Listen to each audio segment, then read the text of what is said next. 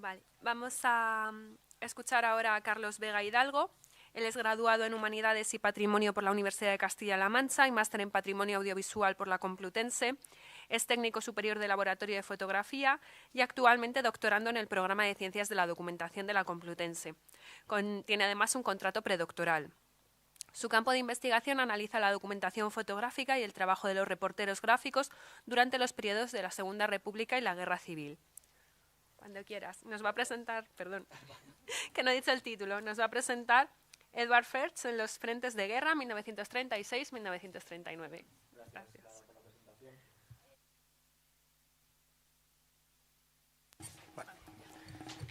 Bueno, antes, gracias por invitarme una vez más a estas jornadas. Y antes de empezar, indicar que el Fondo Fotográfico de Ferch fue presentado en el 2021, en octubre, en las jornadas de Historia de la Fotografía de Zaragoza, pero en este año y medio yo desconocía, o por lo menos no se conocía que tuviera familia, ni siquiera aquí en España ni en Alemania, y a raíz de esa comunicación, su familia en Alemania se puso en contacto conmigo y ha aportado nuevos datos, y a la espera de nuevos. Y la semana pasada, además, la Biblioteca Universitaria de Hamburgo publicó en alemán, porque no conocían absolutamente nada de este fotógrafo, pero sí a sus familiares en Alemania, como veremos ahora. Bueno, el fondo fotográfico está en la Biblioteca Nacional y es prácticamente todo, es completo, de la Guerra Civil Española. Tiene también fotografías posteriores y antes también de la guerra, más de ámbito familiar, y está compuesto por negativos, copias positivas, chasis, cajas, sobres y documentación personal. Los primeros problemas al ver este fondo fotográfico es que la catalogación basada en localizaciones a mí me resultaba más complicado al iniciar, porque Ferch estuvo durante toda la Guerra Civil, desde el principio hasta el final en España siempre, y documentó todos los frentes de guerra, estuvo en todas las localizaciones posibles que pudo estar con el bando sublevado, y el problema principal es que no había ningún dato de su biografía ni de su trayectoria, y es un fondo fotográfico excepcional. Ese orden cronológico, a partir de esas localizaciones, pude ordenarlo un poco y darme cuenta de lo fantástico que es este fondo fotográfico. El fondo fue adquirido en dos tandas, en 1987 y 1992, y tiene negativos en 35 milímetros, en placas de vídeo de 6x9 y 9x12, negativos de nitrato, también son aproximadamente 2.500 negativos, y también en copias positivas en Afra, Bovira y Lupex, y son más de 1.600 copias positivas. También tiene todas estas cajas y estos sobres de entrega, como los que salen en la imagen, que además da una idea de, porque estos sobres de entrega Ferch los documentó muy bien con cada localización donde él estaba, y también indica las tiendas y los laboratorios fotográficos donde él revelaba estas fotografías o donde enviaba los rollos, y te das cuenta de toda esa trayectoria donde estuvo, y desde Madrid incluso, ahora veremos su historia, hasta pasando por todo el norte de España y Cataluña, Aragón. Y sobre todo Ferch tiene todos los reversos de las fotografías documentados, tanto en alemán como en francés, en castellano, y también las fechas y sellos militares, sellos civiles. Lo curioso de todo es que no he encontrado ninguna fotografía de Ferch en prensa, ni en España ni en Alemania, de momento, porque Ferch era más que un fotógrafo, era periodista.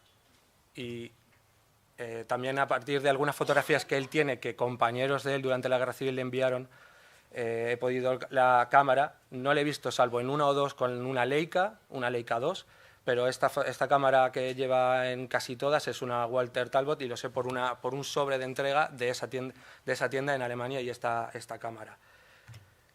Bueno, los primeros apuntes biográficos de Ferch tuve que buscarlos en prensa de la época, y muy poco. En un libro del año 74 se le menciona como periodista alemán en España, y ya está, no hay nada más. Y por la información al dorso de las fotografías, un poco para ver quién era este personaje. Y los resultados iniciales aparecieron como en España, aparece como torero en 1912, originario de Nuremberg, y hay un salto del año 14 a los años 20, que desaparece por completo.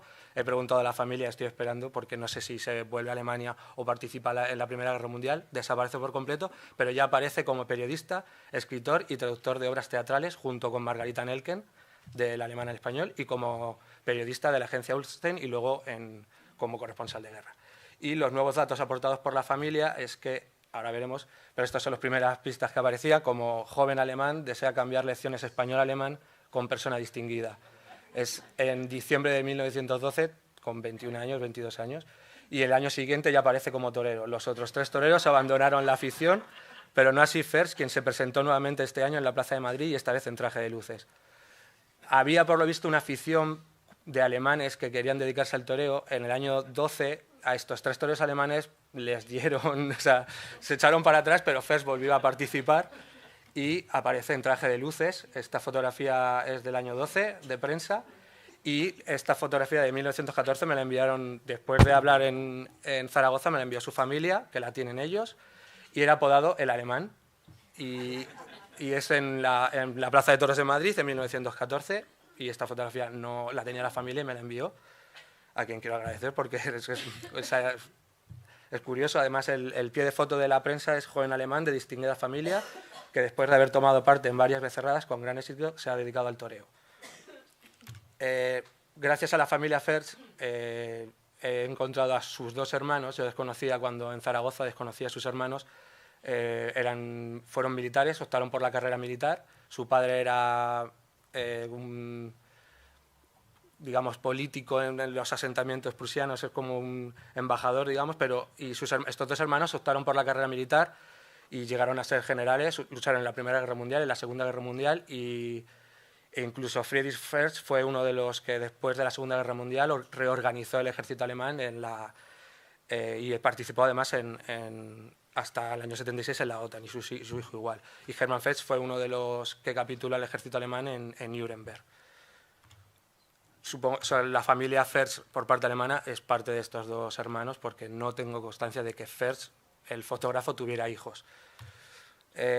Como he dicho, a partir del año 14 Fers desaparece y a los años 20 aparece como traductor. Y es el traductor de Sin novedad en el frente, de su compatriota Remarque, María Remarque, y además en España quieren entrevistar a Remarque porque enseguida que publicaron esta traducción vendieron 60.000 ejemplares en 3 meses, y Remarque, como no pueden contactar con él, al que entrevistan es a Fers, y habla él por Remarque.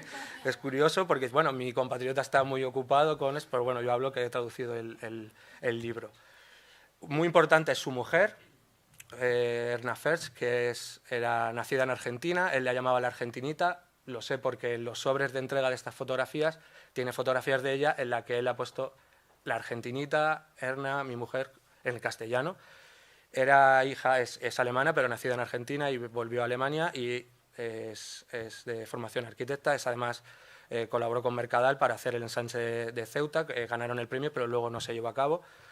Y esto es un artículo de Margarita Nelken, porque era amiga de la familia Fers y habla muy bien de ella.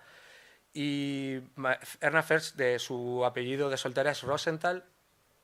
Rosenthal es un apellido judío, pero no sé si ahí no ha llegado, tampoco quiero decir que era judía, pero su nombre, o sea, optó por el apellido de Fers y luego acompañó a Fers durante toda la Guerra Civil. Fers, además, en España, cuando ya era torero, se castellanizó el nombre a Eduardo Fers, el alemán. Y durante la Guerra Civil, él estaba en Madrid, residía en Madrid en julio de 1936, como periodista traductor, con Margarita Nelken había traducido obras teatrales, era muy amiga de la familia Margarita Nelken, y le pilla la sublevación en Madrid, y sus primeras fotografías, buscando en el fondo fotográfico, como no estaba por orden cronológico, las tuve un poco yo que organizar para poder ver desde cuándo está este hombre hasta cuándo acaba haciendo fotografías. Y estas fotografías son tras la toma del cuartel de la montaña, y él va a salir con la cámara a los alrededores a hacer fotografías a los milicianos, a los controles, y además tiene muy bien documentado con una pegatina mecanografiada detrás en el reverso qué está pasando en estas fotografías. Todas las fotografías están muy bien documentadas por Fers. Las siguientes fotografías en orden cronológico aparece Fers en Alicante, en un barco que se llama el SS Arión, y las siguientes fotografías en orden las encontré en Jerez de los Caballeros, en Extremadura. Y dije, vale, aquí hay un salto, está en España, zona republicana, en septiembre está en zona franquista. Digo, ¿cómo este hombre ha cruzado tan fácil en 3 semanas de una zona a otra? Vale, al encontrar este barco, el SS Arión, busqué la relación de barcos que había en puerto en Alicante en agosto del 36, 24 de agosto, porque First lo tiene puesto detrás, y el SS Arión es un barco de Bremen que hacía la ruta desde los años 20, Alicante, Lisboa, Amberes y Bremen. Y dije, vale, él cogió el barco en Alicante, se bajó en Lisboa y cruzó la frontera. Y además vi la facilidad incluso porque en una de las fotografías, aquí tiene Der Consul Kinderbock Knobloch, que es este personaje que sale, First está con la chaqueta y este de blanco es el personaje. Von Knobloch es el cónsul alemán en Alicante y durante toda la guerra facilitó la huida a cualquier perseguido por la República o simpatizante de Franco, le ayudó a salir de zona republicana a cualquier otra parte o incluso a Portugal. Von Knobloch además es uno de los organizadores de intentar recuperar a José Antonio, que estaba en la cárcel. Es un personaje muy, muy curioso, Von Knobloch.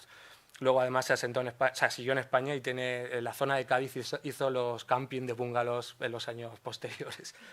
Es muy, muy, muy, muy importante este personaje. Y lo que digo, el 24 de agosto está en Alicante y el 21 de septiembre ya está en Jerez de los Caballeros. Él entra con los falangistas, además toma las primeras fotografías al llegar tiene fotografías muy duras, todo el fondo fotográfico tiene fotografías muy, muy duras de muchos cadáveres y mucha destrucción, pero se fotografía con los falangistas. First además lleva una pequeña esvástica hecha de manera manual. Yo creo que también en estos momentos de la guerra también es un poco complicado y un poco de mostrar, oye, yo estoy aquí con vosotros.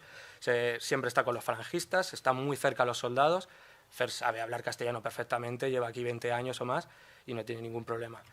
Y 7 días después está en el Alcázar de Toledo, en la Liberación.